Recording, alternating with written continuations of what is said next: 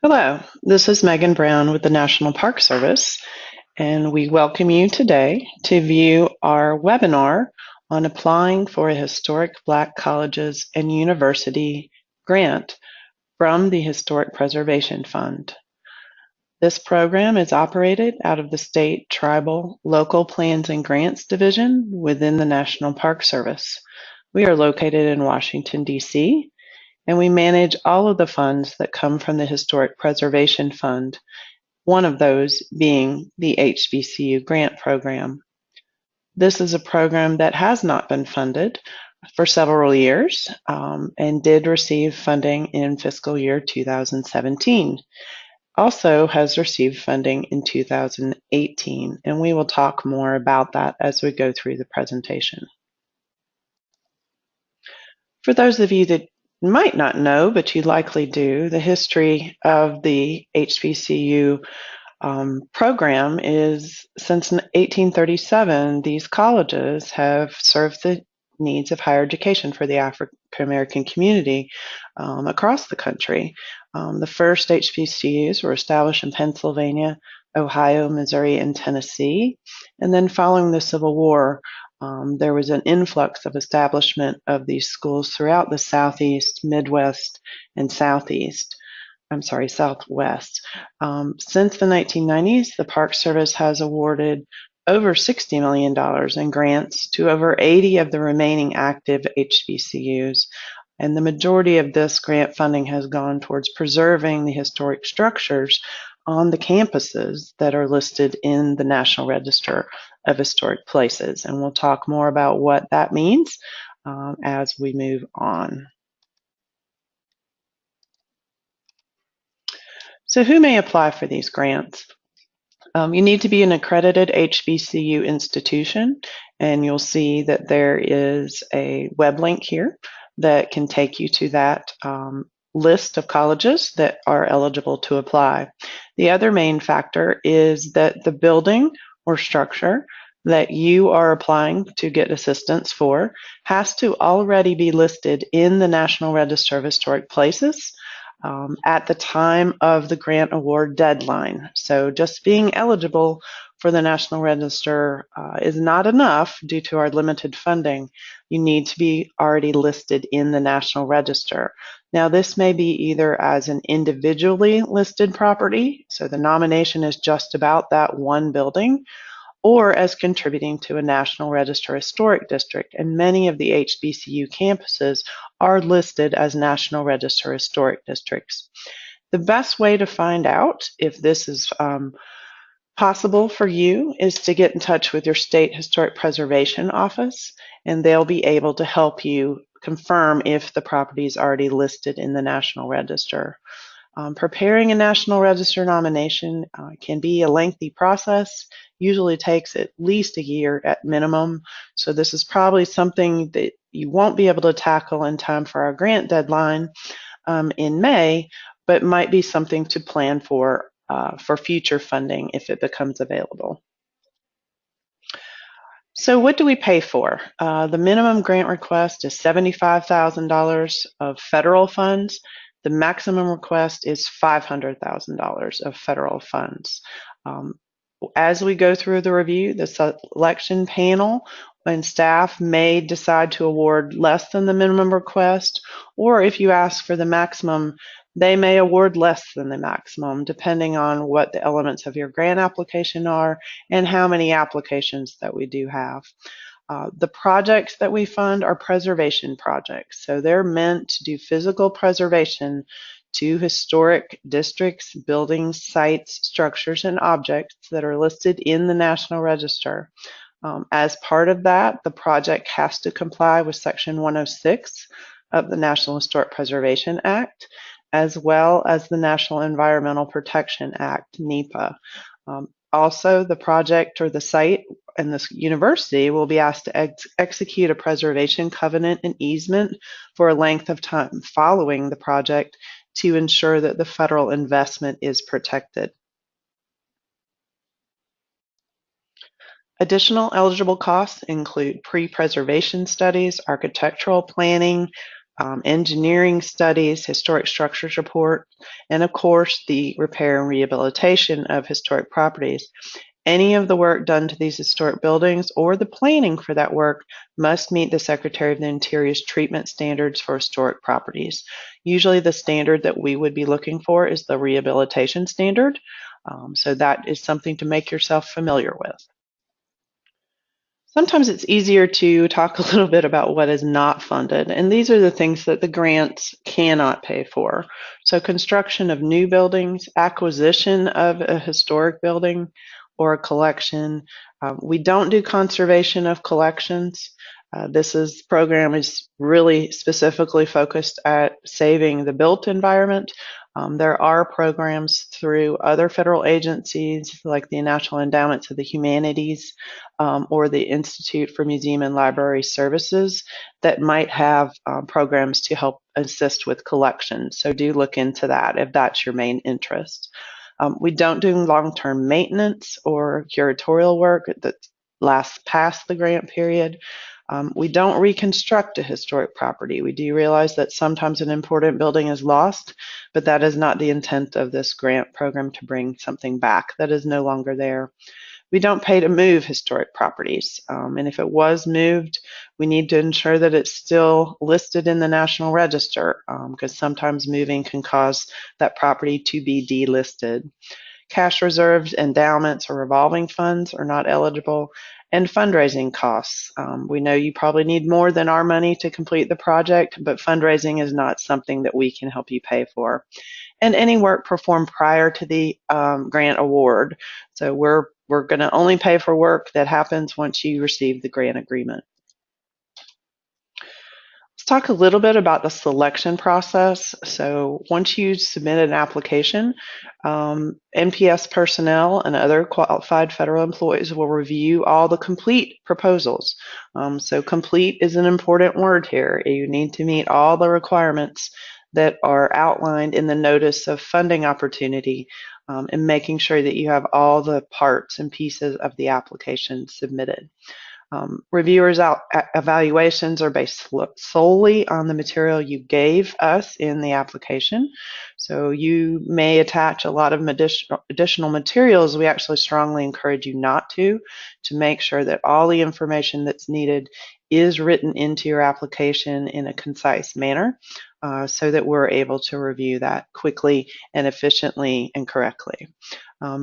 If you do not receive funding, or even if you do, a summary of the review panel comments, or you're welcome to ask us for those, and we can provide you that after the grant process is complete.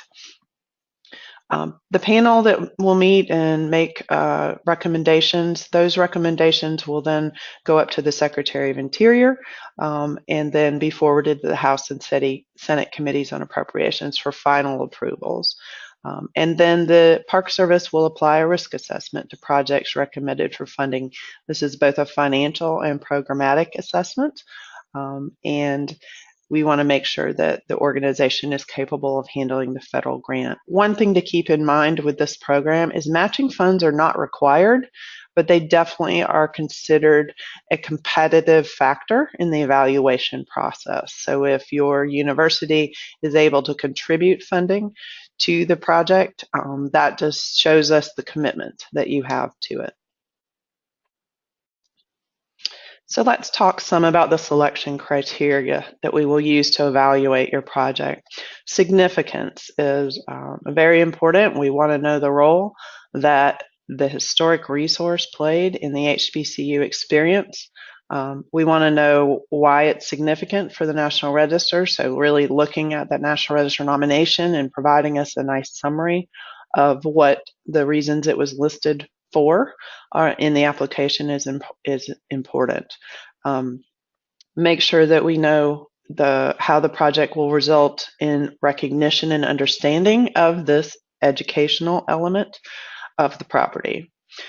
Severity of the threat. We really need to see, why is it threatened or endangered? So a lot of times we see pictures of historic buildings that look beautiful with the blue sky showing, but if you've got holes in the roof or your gutters, you have water problems, mold, those types of things, that's what we need to know about. and we need to know why and how that happened. So this is when we want to know, helps us understand if the project you have is the next logical step towards saving the resource. We want to see that the project you're proposing mitigates that threat. So what we don't want to see is that you have a leaking roof and you're going in and refinishing the floors. It needs to make sense and that the building envelope is secured first before you move on to other elements. So keep that in mind. This could also affect if you're applying for planning. So we want to know that you're doing the planning necessary to ensure that it's a good preservation project when you do move forward to work on the building. Feasibility, making sure you can handle the project, that the activities make sense, the schedule makes sense, and the budget makes sense. That's important for us to know, so it will be a successful project. And then departmental priorities. So you'll see that we are interested in modernizing our infrastructure and restoring trust with local communities. So talking about how this project will do both of those things is important to the application. Process and the deadline. So the application deadline is May 1st at 11:59 p.m. Eastern Standard Time. That is a hard and firm deadline without exception. Everyone waits till the last minute. Please don't do that. Grants.gov can get busy. We encourage you to get that application several days or a week in advance so that you do have time if there might be a problem with grants.gov or an error. You must submit through grants.gov. We will not accept applications in any other way. We do anticipate to make award announcements in the fall of 2018. So be aware that no announcements will be made until that time. And please, please start early in the process. You're under a month until the deadline right now. Grants.gov and SAMS.gov, which you have to register in first, can take up to 4 weeks. So do not save that part to the last minute. You can start that process at the very beginning, even while you're still writing your grant application. So that's very, very important. So we've compiled a list of frequently asked questions, just some questions we're getting from the public and other HBCUs as they apply that we thought might be helpful. The first one, is there a local resource for our HBCU to contact to make certain we have a great application and project? Yes, we talked about contacting your state historic preservation office to find out about your national register status. That's very important. We also have a resource in the American Architecture Foundation who can assist you with advice on your application in navigating grants.gov, and we'll be providing that contact information at the end. And if you do have specific questions, you can send those to our main box at the Park Service. What we can't do is we can't review a draft of your application at the Park Service level. There are too many applicants, and we need to treat everyone fairly. So do find somebody that can look at it for you, and it's always good to have another set of eyes. Next question. Could our school use the HBCU grant funds to upgrade a building for ADA compliance? Yes, you could. This is an eligible cost. We just need to make sure that the building is National Register listed, and we would be expecting you to do this in a historically sensitive way. May the HBCU grant fund preservation of archival materials? We talked about this a little bit earlier with the collections aspect. No, this program is geared towards bricks and mortar preservation of buildings. And should the building that houses your archive require physical preservation work, then that would be eligible. But using the funds to actually work on the archival material or set up a system for their storage is not eligible for this program. Our HBCU has a church on campus that requires restoration. Is this eligible for funding? Yes, we are able to spend historic preservation funds on religious-owned properties. It does need to be a part of the HBCU campus, and again, it has to be listed in the National Register, so make sure those things are happening. Our HBCU is interested in submitting 2 applications at one time. May we do so? Yes, you can submit 2 applications. Remember that this is a competitive program, so you're competing against yourself. Often we don't see a project getting 2 awards, but it doesn't hurt to try. Just think about the application and what would be the most competitive aspect for you to apply for. So for additional information, these are some places you can go. First of all, you can visit our website. So it's just go.nps.gov HBCU, and you can find that information and links to the application and grants.gov, etc.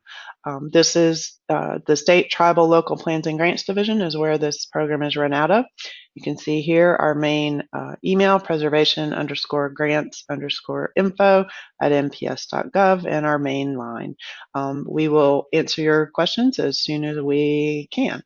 I mentioned earlier that we have a partnership with the American Architecture Foundation. Tom Minner there is available to answer questions about the application. He has a good sense of what works for an application and what doesn't, having applied himself from the other side, and how grants.gov works. He's also assisted us with our Save America's Treasures program, so I encourage you to get in touch with Tom if you have other questions. You see his email here, tminner@arcfoundation.org. For grants.gov assistance, you need to contact grants.gov directly. There's the 800 number. It is a 24-hour grant assistance line, as well as their email. We do not handle grants.gov and cannot control it in any way at the Park Service. So you really do need to reach out for them if you're having specific issues. And again, start the process of registering with grants.gov and working through that early so you do have time. They also have a lot of educational webinars that are available, and so you might want to tap into that. I hope this presentation has been helpful. We do have another presentation on helping just to describe what we look for in a federal grant application, also on our YouTube channel, so you may look for that for more information. And we look forward to receiving your application. And thank you very much.